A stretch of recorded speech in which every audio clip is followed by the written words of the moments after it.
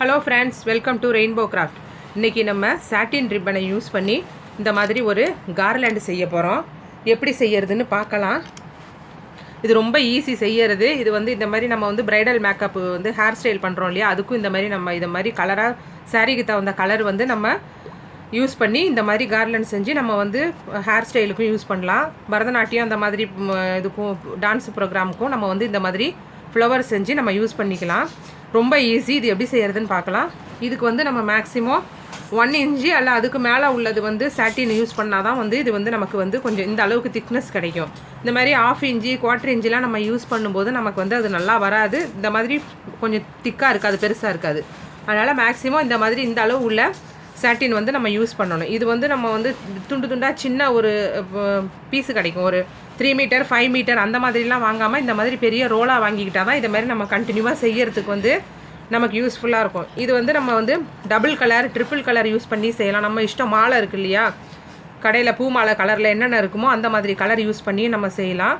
அப்படி இல்லைனாக்கா நமக்கு சிங்கிள் கலர் வேணும் இல்லை டபுள் கலர் வேணும்னாலும் நம்ம யூஸ் பண்ணிக்கலாம். இது வந்து நம்ம பூஜை ரூமில் வந்து சாமி ஃபோட்டோவுக்கு யூஸ் பண்ணலாம், இல்லைன்னா வந்து வேறு ஏதாவது ஃபோட்டோஸ்க்கும் நம்ம யூஸ் பண்ணிக்கலாம். இது வந்து வாஷபிள் தான், வீணாக போகாது. ரொம்ப யூஸ்ஃபுல்லாக இருக்கும். எப்படி செய்யலான்னு பார்க்கலாம். தேவையான மெட்டீரியல் இந்த மாதிரி சாட்டின் ரிப்பன், ஒரு லைட்டர், சிஸ்ஸர், இந்த மாதிரி நீடில். இதில் வந்து நான் வந்து 4 லேயர் கோத்து வச்சுருக்கேன். சாதாரணமாக இது வந்து மெஷின் நூல் தான். நம்ம மெஷினில் துணி தைக்கிறோம் இல்லையா, அதுக்கு யூஸ் பண்ணுற நூல் தான். இதை வந்து நான் வந்து 4 லேயர் எடுத்திருக்கேன். இப்படி அப்போ தான் நமக்கு திக்காக இருக்கும், அருந்து போகாமல். இப்போ இதை வந்து நம்ம லேசாக சூடு பண்ணிக்கணும். இந்த இடத்துல பிரியாமல் இருக்கிறதுக்காக லேசாக இப்படி ஹீட் பண்ணிட்டோம்னா இது பிரிஞ்சு வராது, நமக்கு இந்த இடம் பிரியாமல் இருக்கும். இப்போ நம்ம வந்து இதில் வந்து கொஞ்சமாக அப்படி எடுக்கணும்.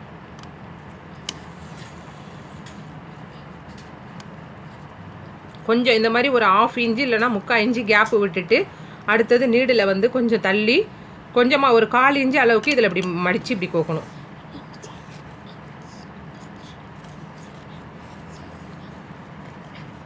அடுத்தது கொஞ்சம் கேப்பு விட்டுட்டு அதே மாதிரி ஒரு 1/2 இன்ச்சு இல்லைன்னா 3/4 இன்ச்சு விட்டுட்டு ஒரு 1/4 இன்ச்சு அளவு இந்த மாதிரி கோத்துட்டு நம்ம இப்படி பிடிச்சி இழுத்தோம்னாக்கா நமக்கு வந்து லேயர் லேயராக வரும். இப்படி இந்த மாதிரி லேயராக நமக்கு வரும். இப்போ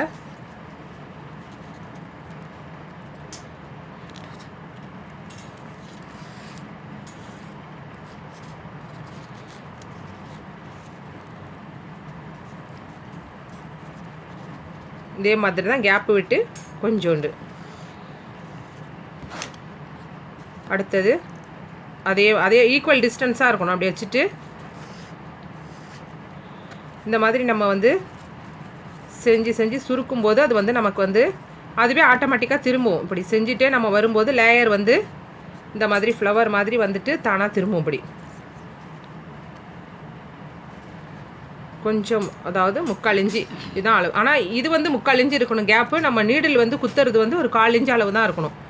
அப்போ தான் நமக்கு வந்து ரோஸ் மாதிரி இந்த மாதிரி பெட்டல்ஸ் மாதிரி நமக்கு வந்து வரும். இல்லைனா ரொம்ப பெருசாக மாறி மாறி வரும்.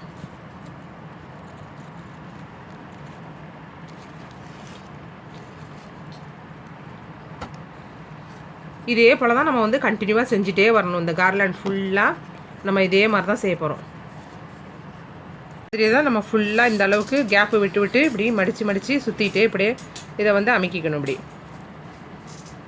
அடுத்தது கொஞ்சம் கேப்பு விட்டுட்டு நீடில் கொஞ்சமாக குத்திட்டு, எந்த அளவுக்கு நம்ம கொஞ்சமாக குத்துறோம் இந்த இடத்துக்கிட்ட நீடில் போகிற அளவு வந்து அதிகமாக இருக்கணும். நம்ம நீடிலால் குத்தி எடுக்கிற அளவு வந்து கம்மியாக இருக்கணும். அப்போ தான் வந்து நமக்கு வந்து பெட்டல்ஸ் வந்து திரும்பி ரொட்டேட் ஆகி வரும்போது அழகாக இருக்கும். இந்த மாதிரி இப்படி சுற்றி இப்படி வரும். இப்படி ஒரே இடத்துல நீங்கள் இப்படி பண்ணிட்டு இப்படி நம்ம இப்படி திருப்பணுன்னாக்கா இது வந்து சைஸ் மாறிக்கும். நமக்கு இந்த இது மாறி வரும்போது இப்படி பெட்டல்ஸ் மாதிரி வரும். இதே மாதிரி நமக்கு செஞ்சுட்டு திருப்பி வரும்போது நமக்கு இந்த மாதிரி வரும். நம்ம இதில் வந்து ஒரு கலர் யூஸ் பண்ணிவிட்டு அடுத்த கலர் சேஞ்ச் பண்ணுறோம் இல்லையா, இந்த மாதிரி அடுத்த கலர் சேஞ்ச் பண்ணும்போது நம்ம என்ன செய்யணும்னா, இந்த சாட்டினை வந்து இதோட கட் பண்ணுறோன்னாக்கா கட் பண்ணிவிட்டு அந்த ஓரத்தை வந்து கொஞ்சம் ஹீட் பண்ணிக்கணும். அப்போ தான் லேயர் வந்து பிரிஞ்சு வராமல் இருக்கும். எவ்வளோ நாள் ஆனாலும் பிரியாது. ஃபஸ்ட்டு ஸ்டார்டிங்கில் வந்து நம்ம ப்ராக்டிஸ் பண்ணுறோன்னா உங்களுக்கு சாட்டினில் வந்து வரல அப்படின்னாக்கா இந்த மாதிரி வந்து கோல்டு கலர் வந்து எல்லா மாலை கடையிலலாம் பார்த்தீங்கன்னாக்கா இந்த மாதிரி வந்து யூஸ் பண்ணியிருப்பாங்க கோல்டு கலர். இந்த மாதிரி இது மாதிரி நீங்கள் வாங்கிட்டு, இது கொஞ்சம் ரஃப்பாக இருக்கும், ப்ராக்டிஸ் பண்ணுறதுக்கு ஈஸியாக இருக்கும். இந்த மாதிரி ரிப்பன் வாங்கிட்டு நீங்கள் இதில் ப்ராக்டிஸ் பண்ணிங்கன்னா ஈஸியாக இருக்கும். இப்போ வந்து இதில் ப்ராக்டிஸ் பண்ணும்போது உங்களுக்கு வந்து ரொம்ப ஈஸியாக இருக்கும்.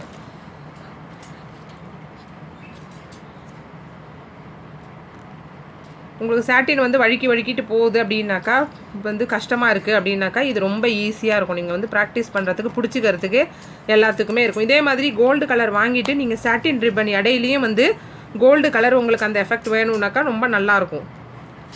நேச்சுரல் மாலை செய்கிற மாதிரி நம்ம பண்ணும்போது அதில் இப்போல்லாம் வந்து நிறைய இந்த மாதிரி கோல்டு கலர் மிக்ஸ் பண்ணுறாங்க. நம்மளும் அதே மாதிரி இதை வந்து இடையில மிக்ஸ் பண்ணிக்கலாம், நல்லாயிருக்கும். இந்த மாதிரி நம்ம வந்து செய்யும்போது இது கொஞ்சம் க்ரிப்பாக இருக்கும். நமக்கு வந்து டிசைன் தெரியும் இதில் செய்யும்போது. இதில் நல்லா ப்ராக்டிஸ் பண்ணிக்கலாம். அப்படி இது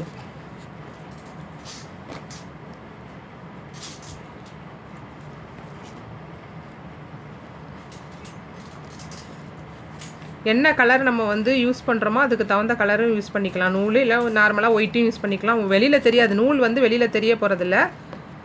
நமக்கு பிடிச்ச கலர் எது வேணாலும் யூஸ் பண்ணிக்கலாம்.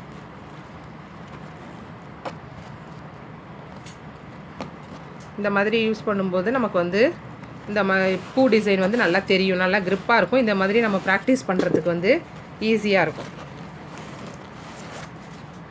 இந்த மாதிரி அது இப்படி வந்து நம்ம சுற்றி அது வரும், ஈஸியாக இருக்கும், போடுறதுக்கு ரொம்ப ஈஸி தான். இந்த மாதிரி ரிப்பன் வாங்கி ப்ராக்டிஸ் பண்ணுங்கள். அதுக்கப்புறமா சாட்டினில் பண்ணலாம். இது வந்து பண்ணும்போது இந்த கார்னரில் தான் வச்சு பண்ணணும், சென்டரில் எங்கேயும் குத்தக்கூடாது. அதாவது கார்னர்லேருந்து கொஞ்சம் தூரம் விட்டுட்டு இப்படி வச்சு இந்த கார்னரில் குத்தி நம்ம இது எடுக்கும்போது ரொம்ப ஈஸியாக இருக்கும்.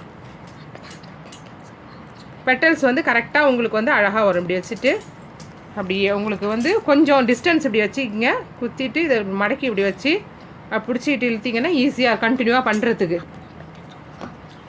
இந்த மாதிரி கார்னரில் குத்துனா தான் பெட்டல்ஸ் வந்து அழகாக வரும். இந்த மாதிரி வந்துட்டு இது இப்படியே ரொட்டேட் ஆகிட்டு அதுவே ரொட்டேட் ஆகிக்கும். நம்ம வந்து போட அப்படி ரொட்டேட் ஆகி லேயராக வந்துடும். இந்த மாதிரி லேயராக வந்துடும்.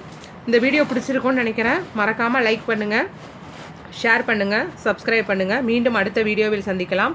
அன்பு வணக்கங்களுடன் ரெயின்போ கிராஃப்ட்.